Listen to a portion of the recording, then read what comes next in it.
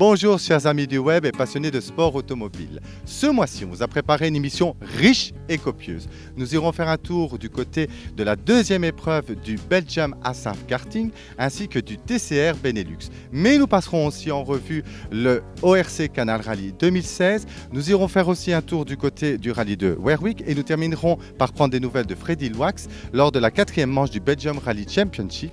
Il s'agissait du Season Rally. Mais pour commencer, je vous propose de nous diriger et de partir directement en direction Hauts-de-France à Austricourt où le 28 et le 29 mai avait lieu la deuxième épreuve du Belgium Asaf Karting. Il y avait 107 pilotes qui ont donné un spectacle fabuleux malgré une météo en demi-teinte puisqu'on avait un samedi assez ensoleillé et un dimanche assez pluvieux. Je vous propose de retrouver ce sujet, il est signé Prodif et nous on se retrouve juste après.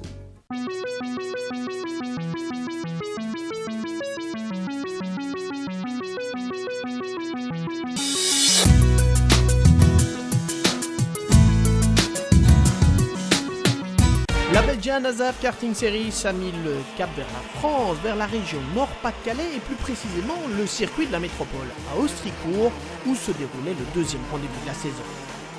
Malgré la concurrence avec les examens scolaires, pas moins de 105 pilotes étaient au rendez-vous. On commence ce tour d'horizon par la catégorie X30 Senior, où le leader du championnat Tristan Foldesi a signé la pole position devant Vincent Marcerou, le français, Vincenzo Schilacchi est 3e et le néerlandais Mike Bartels a signé le 4e temps des essais qualificatifs. Départ de la première course, Tristan Foldesi surveille ses adversaires, mais il peut virer en tête sur une piste, vous le voyez, encore légèrement humide. Tristan Foldesi, vainqueur devant 4 Français, Clément Riquet, Nelson Desplats, François-Xavier Venet et Vincent Marcerou. Avant la course 2, on fait chauffer les mécaniques, on peaufine un peu les réglages, et c'est reparti. Tristan Foldesi sur une piste sèche, cette fois virant tête au premier virage, devant Nelson Desplats, Clément Riquet et Vincenzo Schilacchi. Grand vainqueur du jour, Tristan Foldesi. Ouais, super week-end, on a fait encore un exceptionnel travail avec le team Kodokan.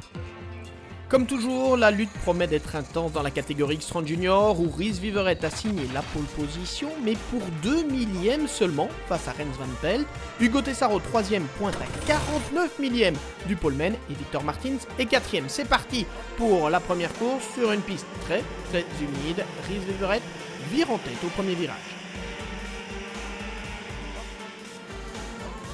Martin Ebet poursuit d'ailleurs son effort, on le voit ici doubler Rhys Viveret pour la 3e place. Il terminera donc à cette position. Derrière, Victor Martins, vainqueur, et Rens Van Pelt, 2e.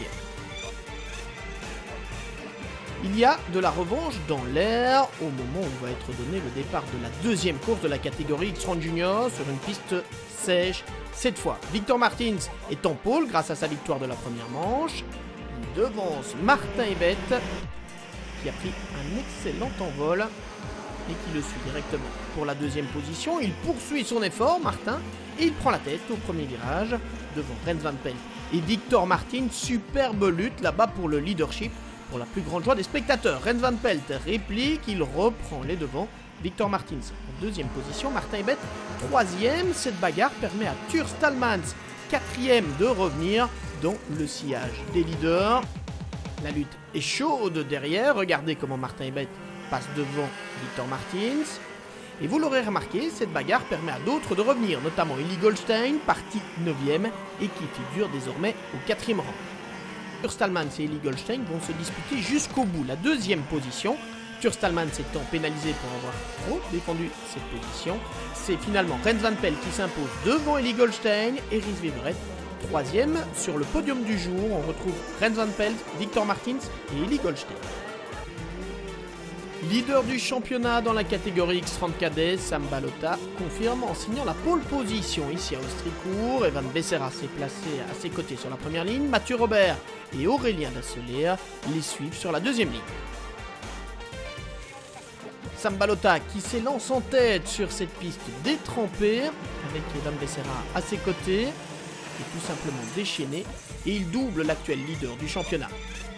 Derrière lui, Arthur Ronvaux est en pleine remontée, également 5ème sur la grille, il est déjà revenu 3ème en doublant Aurélien Dasseler, et regardez comment il attaque ici Mathieu Robert pour prendre la 2e position. Ça n'est pas passé cette fois-ci pour Arthur Ronvaux, mais Arthur Ronvaux attaque Mathieu Robert, il le doublera dans le dernier tour. Le tiercé de tête donc de cette épreuve, Evan Becerra vainqueur devant Arthur Ronvaux et Mathieu Robert. Sam Balota est bien décidé à prendre sa revanche pour la 2e course, où il s'élancera donc 5ème, le résultat de la première manche étant d'application au moment de déterminer la grille de départ. Ce qui veut dire qu'Evan Becerra est en pôle, il a viré en tête sans aucun problème au niveau du premier virage, et il va directement s'échapper. Derrière lui, Arthur Ronvaux est en 2e position, Mathieu Robert 3ème, mais attaqué déjà par Sam Balota. Un peu plus tard dans la course, Aurélien Dasseler double Arthur Ronvaux, ce qui lui permettra de prendre la 3e place. Et devant donc, le jeune pilote de Braine-l'Alleud, Evan Becerra, s'impose devant Sam Balota et Aurélien Dasseler.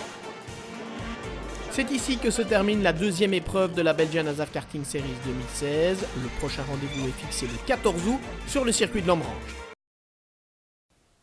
Découvrons maintenant le TCR du Benelux, autrement dit le Touring Car Racing.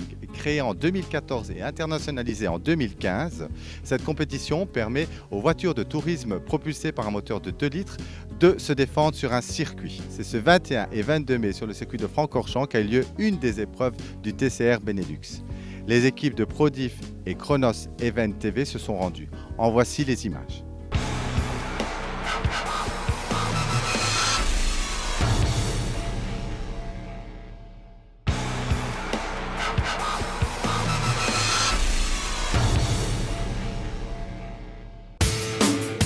Les fines gouttelettes de la fin du 2e sprint ont laissé la place à une pluie nettement plus intense au moment du départ de la 3e short race de ce premier rendez-vous du TCR Benelux.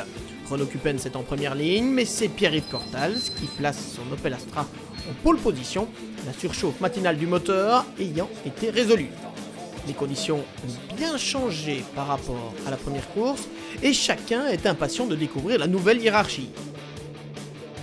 Pierre-Yves Cortals ne prend pas le meilleur départ de sa carrière, loin de là, et on voit les 2 Honda bondir pour escalader en premier le Raidillon. Renault Cupens devant Stéphane Lemray. Pas pour longtemps, le journaliste pilote se place dans l'aspiration et dans la montée du Kemmel, il double son équipier.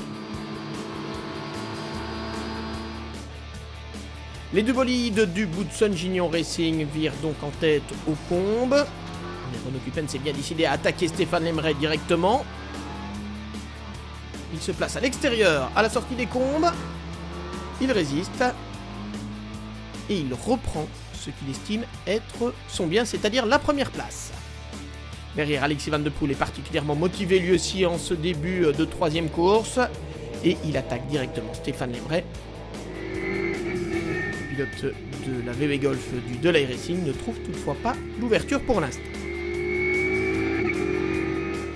À la fin du premier tour, Renault Cupens est en tête devant Stéphane Lemray, Alexis Van de Poel, Pierre-Yves Cortals, 4e après avoir raté son départ, et Frédéric Bouvy qui est directement dans le bon rythme lui aussi.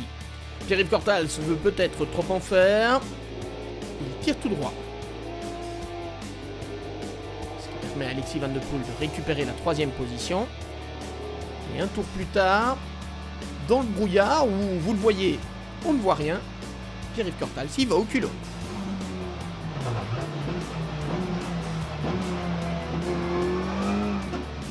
ne passe pas encore en tout cas, pour le Liégeois. Devant, Renault Cupens est l'autoritaire leader de cette course très aquatique. Ce spécialiste des coupes de promotion Renault gère les conditions à la perfection.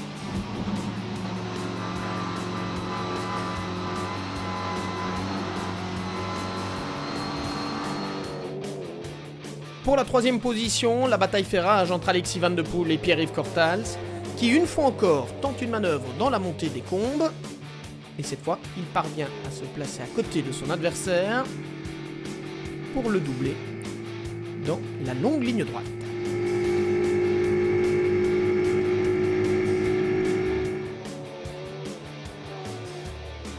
Mais sur cette piste détrempée, le freinage est une nouvelle fois très délicat. Pierre-Yves Cortal se loupe quelque peu.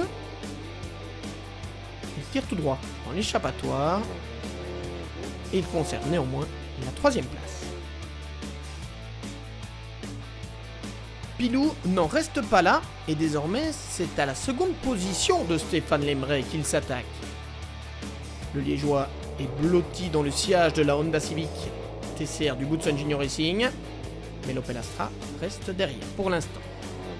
À la 4e position, Alexis Van de Poel voit revenir Fred Bouvy dans son sillage, parti 9e seulement sur la grille de départ.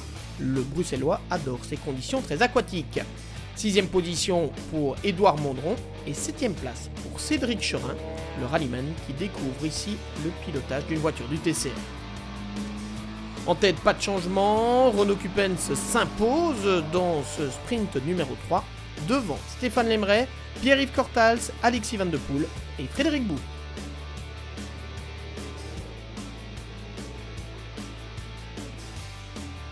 Comme prévu, la leading car regroupe tout le monde après cette première partie de course. Mais la pluie est de plus en plus intense sur le circuit de Spa-Francorchamps, décidément fidèle à la légende. Les conditions sont exécrables et au moment de relâcher le peloton, la direction de course préfère sortir la voiture de sécurité. Malheureusement, les conditions ne s'améliorent pas et après 3 tours derrière cette safety car, c'est le drapeau rouge qui est présenté, mettant ainsi un terme prématuré à ce sprint numéro 4. Dommage évidemment pour l'intérêt de la course, mais les conditions étaient vraiment devenues trop dangereuses. Doublé donc du Goodson Junior Racing et des Honda Civic TCR, avec Renaud Cupens devant Stéphane Lemray, Pierre-Yves Cortals est 3e. C'était vraiment difficile, surtout à la fin, mais ça fait vraiment plaisir parce qu'il y a plein de choses. C'est la première victoire en tant qu'ingénieur de Kevin Boutsen, qui est le fils de Thierry. Et ça me fait plaisir que ce soit avec moi parce que j'étais un grand fan de son papa, donc ça a une connotation vraiment particulière. Et c'était une course malgré tout, j'étais un peu parti tout seul, mais c'est souvent comme ça qu'on peut faire des petites erreurs. Au championnat, la bonne opération est réalisée par Stéphane Lemray et Thiago Montero, solide leader. On a quand même reçu la voiture assez tard, donc le team a vraiment fait un super boulot. Ici on a eu l'aide de Jas aussi qui nous a bien aidé à nous mettre au niveau. C'était vraiment un bonheur et puis rouler avec Thiago, c'était un grand plaisir. J'espère le revoir bientôt parce qu'en plus c'est un type super sympa, donc j'ai passé un week-end de rêve. Le podium des sprints 3 et 4 est donc le même avec un étalon sur la plus haute marche. Renaud Cupens, vainqueur donc devant Stéphane Lemray et Pierre-Yves Cortals. On voit le classement de ce sprint numéro 4 où, vous allez le voir, Alexis Van de Poel et Fred Bouvy ont disparu du top 5 puisqu'ils sont rentrés dans la pit lane entre les deux courses pour procéder à quelques réglages. Tout profit pour Édouard Mondron et Cédric Cherin, 4e et 5e. Prochain rendez-vous pour le TCR Benelux, ce sera à Zandvoort les 16 et 17 juillet. Poursuivons cette émission maintenant avec l'ORC Canal Rally 2016. 10e édition cette année, avec un parcours chronométré de 85 km, réparti en 4 boucles de 3 spéciales. De nombreuses équipes, mais aussi certains abandons. Nous avons les équipes de Racing Technique et de Full Throttle qui se sont rendues, qui nous rapportent ces images en exclusivité pour vous.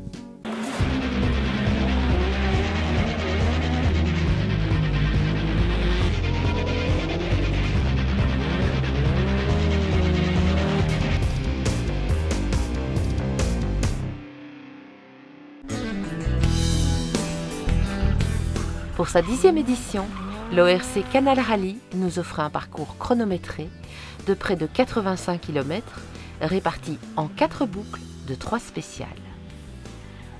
Ulst, De Ginst et enfin Bilsbeek. Avec une certaine incertitude du point de vue de la météo, en effet, la pluie menaçait en permanence de tomber, le choix des pneus était délicat pour les voitures évoluant en pneus racing. Dès la première spéciale, c'est Andy Lefebvre qui impose le rythme et le maintiendra jusqu'à l'arrivée. La course ne lui fut pas facilitée pour autant. Dans son sillage, la concurrence acharnée ne lâchait en rien la pression.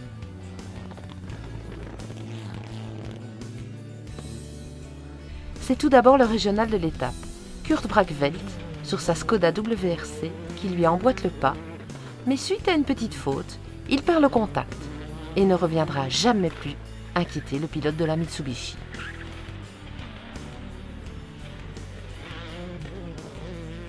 Mélissa de Bakkereux, qui était en léger retrait le temps d'apprendre le fonctionnement de sa Skoda Fabia R5, prit le relais sur Kurt Bragveld afin de maintenir la pression sur l'homme à la Lancer.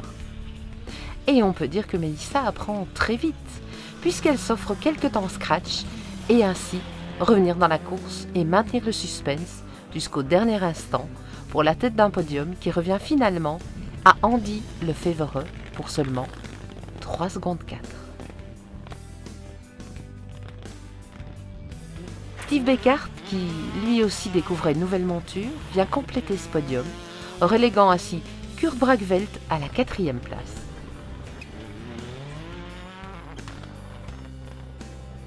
Paul Lietard, vainqueur en catégorie historique, entre ainsi dans ce top 5.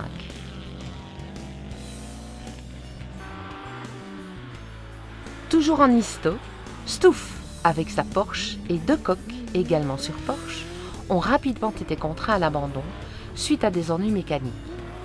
Ce qui nous a permis d'assister à un magnifique duel entre Lietard et la BMW de Thomas Vautrin. La sortie de route de Meyart offrait la dernière marche de ce podium histo à l'Opel Kadett de Tom Titkat.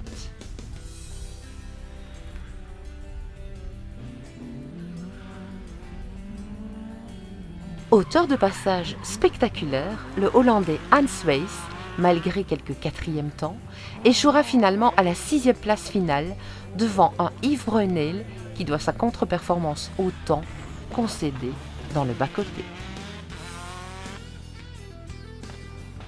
Suivent Thomas Vautrin et Tom Titkat, respectivement 8e et 9e de ce classement général. Chris Alhout, au volant de sa BMW 1M, vient compléter ce top 10.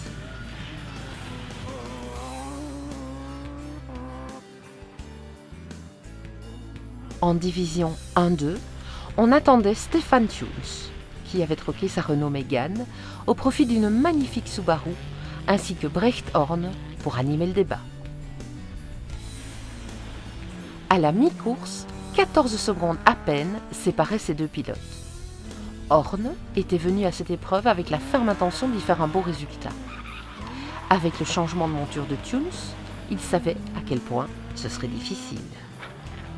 Bien que peu rapide sur une grande partie du parcours, Tunes s'est vu contraint à l'abandon pour raisons mécaniques et ainsi laisser filer les points du championnat dans l'escarcelle de Brecht Horn. On attend la revanche à Wervik.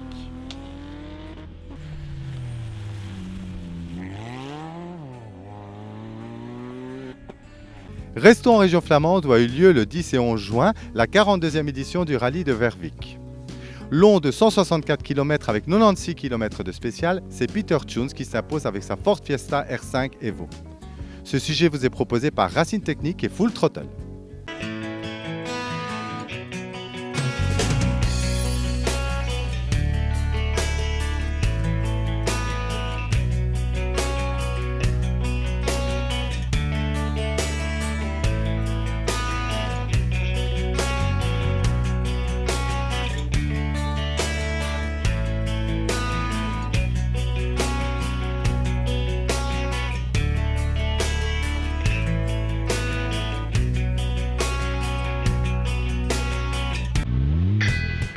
Avec pas moins de 8 R5 au départ, le rallye de Wervik avait des allures de répétition générale en vue du prochain Kenotech Hyper Rally. Et comme les années précédentes, ce rallye valait vraiment le déplacement. Ce fut malheureusement très court pour Frédéric Delplas, sorti dès la première spéciale. Le régional David Van Est prend directement la tête de l'épreuve et la garde durant 11 spéciales. Peter Tunes, qui inaugurait sa nouvelle monture, une M-Sport Ford Fiesta R5, devait se contenter du 5e chrono dans la première spéciale. ici, on découvre tout, donc mais bon, j'ai l'impression qu'elle me plaît plutôt bien. Voilà, il faut maintenant juste s'adapter un peu dans le vite, le comportement dans les spéciales que tu ne connais pas, donc on a un peu de travail là. Au fur et à mesure des spéciales, il hausse le rythme et se place en lutte avec Melissa de Bakkereux pour la 3e place. L'écart entre ces deux-là est minuscule.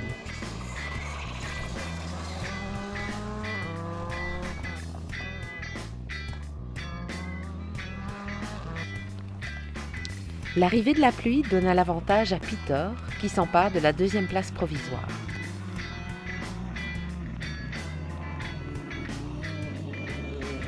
Hermen Kobus reste en embuscade derrière eux en occupant la 4e place. Après l'abandon sur sortie de route de Davy Van Est, Peter Tschum en profite pour prendre la tête de l'épreuve. Hermen Kobus s'empare in extremis de la 2e place et Melissa de Bakkereux vient compléter le podium final.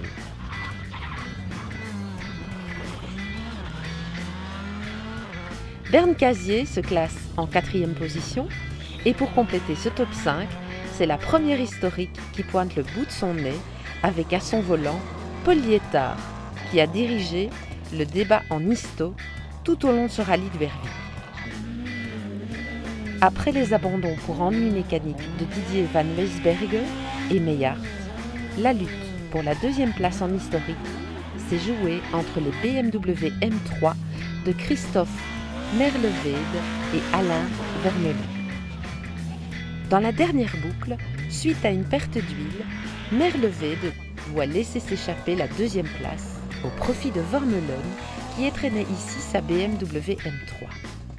2e en histo et 6e au général, devant Jourdan Serderidis au volant de sa Citroën DS3 R5, excusez du peu. Dirk Van Rompuy vient compléter ce podium historique et se classe à la 13e position au général. En division 1-2, la revanche a bien eu lieu. C'est Brecht Horn qui est contraint à l'abandon et Stefan Tunes qui remporte les points du championnat. Les rôles ont bien été inversés par rapport au Canal Rallye. Ces deux pilotes sont donc revenus au même écart au championnat.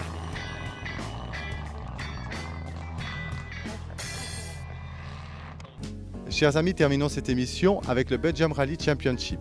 Après le rallye de Wallonie, la 4e manche de ce championnat avait lieu au Seasons Rally. C'est Freddy Loax qui s'impose avec une série impressionnante de chronos. On découvre tout ça en images par Full Throttle et Mediasport Development.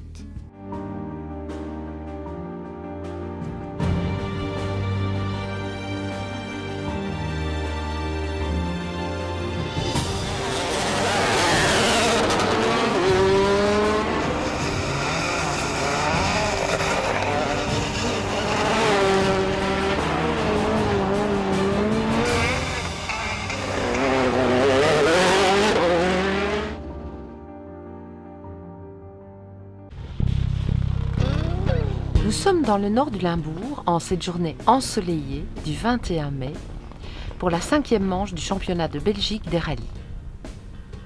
Bienvenue donc à Bocholt pour la 40e édition du Seasons Rally. Une épreuve qui se joue déjà dans la première boucle, puisque le leader du championnat, Freddy Loax, ouvre la route en alignant d'impressionnants chronos et affichant déjà une avance de 22 secondes après les 5 premières spéciales sur son plus proche adversaire, Chris Prinsen. Deuxième au terme de cette première boucle, Chris Prinsen lève quelque peu le pied suite au comportement étrange de sa Peugeot 208 T16 R5 qui souffre de sous-virage et quelques enfilades plus tard, la voiture survire. En bagarre pour le gain de la 2e place, Vincent Verskuren, après avoir dû remplacer le Popov, qui était resté ouvert dans la spéciale de Gerdingen, complète le top 3 provisoire de cette première boucle à 3 secondes 4 de Chris Prinsen et 26 secondes du leader. Bien parti, Stephen Wright a perdu un peu de temps dans la spéciale de Veldhoven, mais occupe néanmoins toujours la 4e place devant Patrick Sneyers qui, lui, doit encore naturellement s'habituer à la Fiesta R5 Evo. Il pointe pour le moment 5e, mais a déjà une petite minute.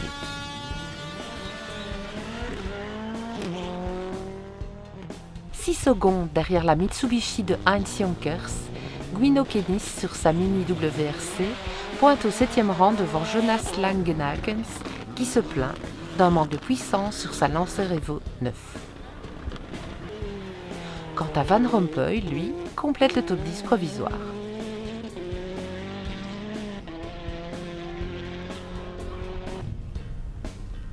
Avec un Freddy Loax à un niveau intouchable sur cette 5e épreuve, le suspense se tient à nouveau pour la 2e place. Entre Vincent Verskuren, qui entame cette 2e boucle en signant un excellent chrono dans la chaux, entièrement disputé sur asphalte, et même si son moteur donne des signes de surchauffe, cela ne l'empêche pas de prendre l'avantage pour la 2e place à plus de 14 secondes devant la Peugeot de Chris Prinsen. Après les 10 premières spéciales, Stephen Wright est confortablement installé à la 4e place, avec plus de 28 secondes d'avance sur l'autre Fiesta R5 de Patrick Sneyers qui, lui, complète le top 5 de cette 2e boucle.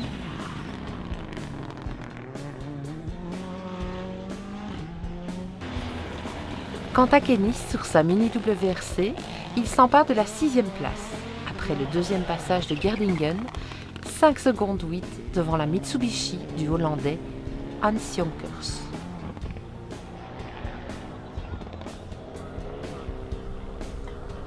Au terme de 15 tronçons chronométrés de ce 40e Seasons Rally et disputé entièrement sous le soleil, la victoire en historique revient à Dirk De Veux, qui s'impose avec sa MK2 20 secondes devant la BM M3 de Robin Maas, 2e devant l'Opel Ascona de Stéphane Prinzi.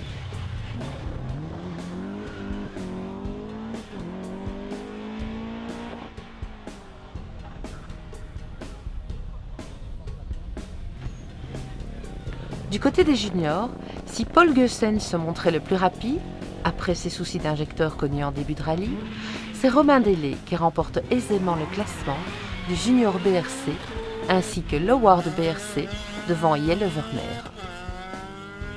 Quant à Paul Geussens, il complète le top 3 du classement junior BRC. En moderne, c'est Patrick Sneyers qui ferme le top 5 sur sa Ford Fiesta R5 Evo, une voiture avec laquelle il devait encore naturellement prendre ses marques. Alors qu'il était bien parti pour offrir un doublé à Skoda, Vincent Verskuren sort de la route dans la spéciale 12 de Holder et doit finalement se contenter d'une 4e place à près de 1 seconde 30 du leader. Comme l'année dernière, le jeune Irlandais Stephen Wright, encouragé par son copilote occasionnel Eddie Smith à participer à ce rallye, s'empare de la 3e marche du podium. Chris Prinsen termine à nouveau 2e, un résultat qui satisfait peu le principal challenger de Freddy Loax, qui, après avoir donné tout ce qu'il pouvait, ne parvenait pas à faire les mêmes chronos que la Skoda de Freddy. Et c'est donc Freddy Loax qui remporte cette 40e édition du Seasons Rally, mais également la 5e épreuve de ce championnat de Belgique des rallyes. Tout simplement intouchable depuis le début de saison, Freddy Loax pense déjà à l'épreuve phare de ce championnat de Belgique et comptant également pour le championnat ERC, le Kenotech Ypres Rally, où il a l'intention de remporter une 11e victoire dans la Cité des Chats.